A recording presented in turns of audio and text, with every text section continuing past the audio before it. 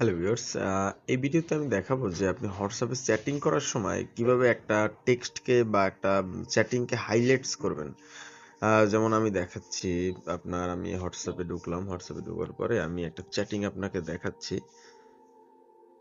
আমি যেমন এই চ্যাটিংটাই করতেছি। তো করার সময় আমি আমি আমি এইটুকুকে আমি হাইলাইটস করতে চাচ্ছি। তো হাইলাইটস করার জন্য আপনি জাস্ট কিপ্যাডে টিপ দিবেন। টিপ দিয়ে আপনি সামনে নিয়ে আসবেন। নিয়ে আসার পরে আপনি এই কমাটা এখানে ব্যবহার করবেন এবং দেন একদম লাস্টে যেই পর্যন্ত হাইলাইটস করতে চান সেইখানে আরেকটা ব্যবহার করবেন। আপনি দেখতে পাচ্ছেন যে আপনার সম্পূর্ণ লেখাটা এখানে হাইলাইটস আকারে শো করতেছে।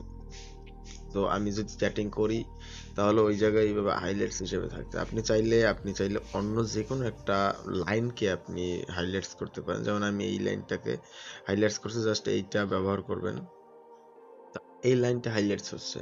তো আপনি যখন চ্যাটিং করবেন তখন আপনি যদি এই লাইনটা হাইলাইটস করেন তো দেখা যায় আপনার সামনে ওই পাশে যে পড়তেছে তার কাছে আরো সুন্দর অভিজ্ঞতা হচ্ছে।